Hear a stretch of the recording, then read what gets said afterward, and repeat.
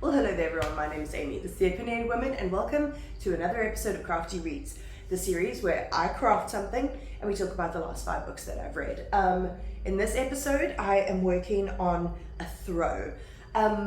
If you can see this yarn up here, it's basically rainbow yarn, and it's just started to change color. I'm doing like this star-shaped blankets, like a throw that I want to put across here, and it's just started to change color. It is so exciting. So that's what I'm going to be working on. So let's get into the books.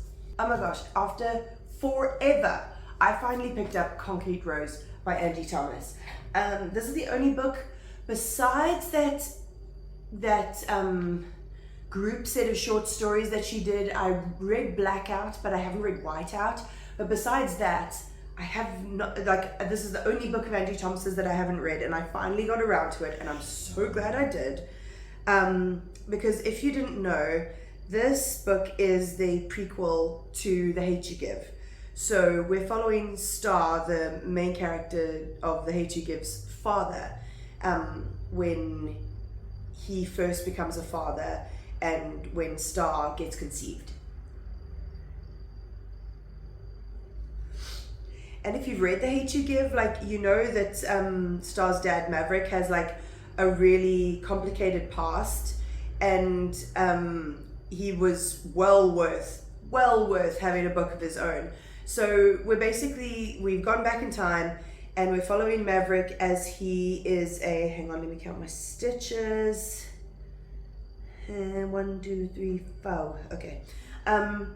Maverick is 17, and he's just found out that he is the father of this baby. By the time he finds out he's the dad, the girl has already had the kid, so he's just sort of thrust into fatherhood, and the mother up and leaves. So he is now contending with, he's living with his mom, his dad's in prison, he's trying to raise this child, he's in a gang, and he's trying to go to school at the same time.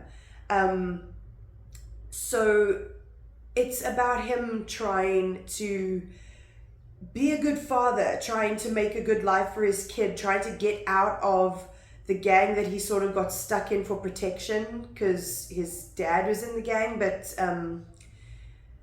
it's not safe for you to be making money selling drugs when you have a child. So that's what he's trying to battle with. And at the same time as him trying to keep his relationship with his girlfriend, who is not the mother of the child. It's perfectly written. It's very sad in some parts, trigger warning, there is death in this book. But Angie Thomas just writes complicated and nuanced topics and delicate topics very, very skillfully. Oh my gosh, she's so good at getting that perfect balance. And that's exactly what this book was, and I absolutely tore through it. Then I decided, after I had read all of my Pride audiobooks, I was like, you know what, I want to read a fucking trash thriller. I want to read something that I know is absolute garbage, but it's going to be so good for that same reason. And so I picked up For You and Only You by Caroline Kepnes. This is number, what does this sound like, 5 in the You series? It's one of those series where every time I read it, I'm like, man, I wish this guy would get caught. That's all I want, is for this guy to get caught. There's probably another book coming from the way it concluded. But yeah, the thing with these books, which is what makes them so great for when you just want to switch your brain off and listen to something, because I listen to these on audiobook. I'm not going to spend money on these books. If you want something formulaic and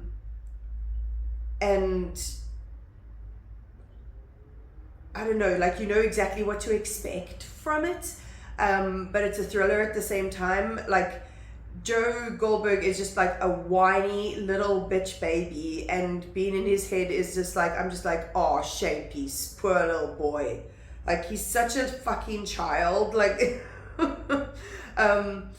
child that's very dangerous and murdering.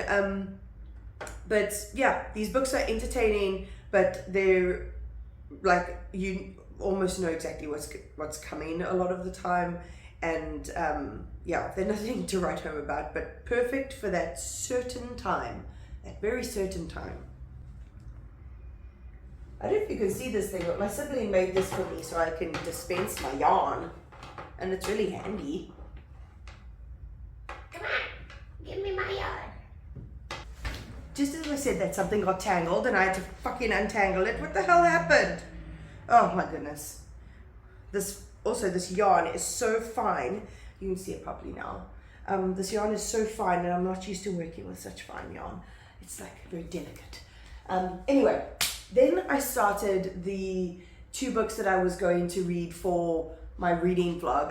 If you're watching this now, the last video would have been on Monday, which is that reading vlog, if you want to see me go into more depth about these books. The first one I picked up was This One Summer by Jillian Tamaki and Mariko Tamaki.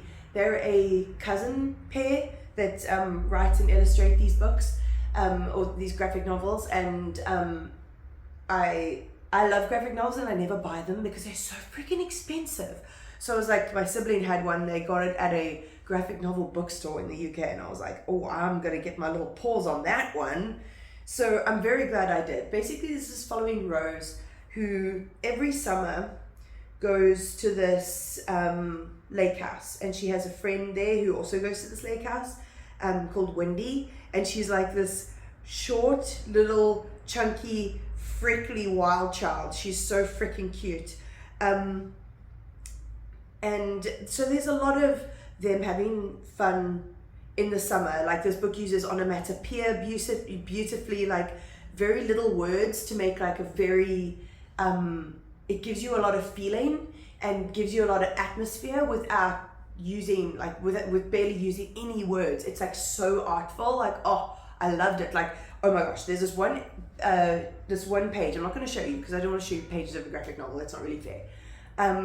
But basically Wendy is eating a gummy foot, and it's a whole page of her eating this gummy foot, so putting it into her little mouth and like stretching it, and it's snapping, and like it's so visceral, like it's so beautifully done. Like, oh, I absolutely loved it. Like the animation, I mean the illustration style is just so gorgeous, and it's all in black and gray. So like, and white, so black and white. Do you call it black and white? I call it black and gray because that's what you say for tattoos. It's all in black and white, and it's just, oh, it's so beautifully done. But then the story at the same time does tackle some harder issues. It does look at like the way children view what's happening with adults. So like, there's these older children at this little corner store that they go to all the time to like rent scary movies, and one of the girlfriends of one of the guys who works there gets pregnant, and we get to see how these little girls process that kind of information, and like with their limited knowledge of what's going on, which I found very interesting. And at the same time, Rose is also having trouble at home. Like, we see her being very affectionate towards her mother, and her mother sort of like moving away from that affection, which is quite hard to see. Did I do that right? Did I do that right? It looks wrong. I'm gonna undo it. Try again. Yeah, so we know that something bad has happened, and there's just these, it's so subtle, the way that the signs that they use are so subtle, to be able to give you the indication that like, yes, something's going wrong, but Rose is not quite sure what it is, so we don't quite know what it is, and then we slowly get the story, and it's just so delicately and beautifully done. And as I said, the illustration, oh my god. Oh, my yarn snapped. Oh my god, what is happening? What is happening? This yarn is so fine and fiddly. Then I read a thriller from one of my favorite thriller authors, and that's Connolly. This is called The Black Angel. I picked it up at the Milton Flea Market. But unfortunately, this is not a win for me. Most of his books really stick with me, and they're like quite impactful and spooky. This one just fell flat for me, which I was disappointed with. So this is a Charlie Parker novel. He's a private investigator, and he has these two men that work with him, Louis and Angel. They're a couple. They're scary. They kill people. And so one of Louis' family members, who's working as a sex worker, goes missing, and they need to go find out what's happening. And through finding out what's happening with Angel's relative, they find this weird underground group called the Believers that are all searching for this silver statue that has been hidden for years, and they think contains the is it the body of an angel or something like that. Basically, as you can tell, like, they didn't describe it. He didn't really describe it in a way that like I totally like engaged with. I felt like it dragged, like it had some really gross imagery, like with a lot of like bone sculptures and stuff like that. And you know, processing human bones, which is like really gross. But I felt like it was so dragged out. Like, I don't think any thriller has any business being 600 pages. Like, I really don't think it was necessary to be that long. I just felt it was so dragged out. There were barely any women in it that weren't sex workers and his girlfriend. And the way they describe, this is from like 2002 or something, the fat-phobic way that they describe this one man, oh my god, it's so disgusting, and it's ongoing throughout the whole book, and I'm like, wow, this is just the 2000s in a nutshell right there. And because he's meant to be a bad guy, like these characteristics are meant to be bad, like, ugh, yeah. It gave me the ick, but yeah, I will still carry on reading from John Connolly, especially newer ones from him, but this one missed. And then the last book, and the other book that I read for that reading vlog, is All About Love by Bell Hooks. Now, this is like a very well-known book. It has been known in the like feminist circles for a very, very long time. And so I was given it by my siblings so that I can give it a go. And basically it's the type of book that I would usually avoid because it kind of makes me feel a little bit stupid when I read it, because it's basically looking at love, and that's not the fault of the book at all.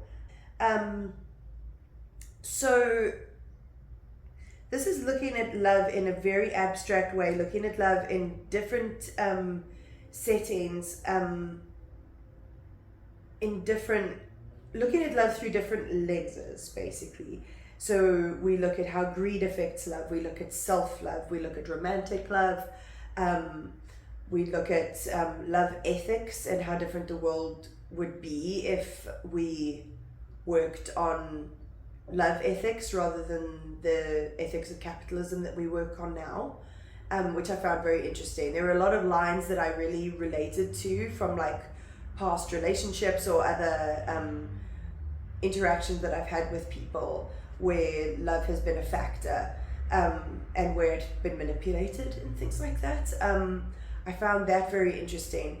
For me as a person, I absorb these kinds of things a lot better when I've got anecdotal things to go with it to put home that point.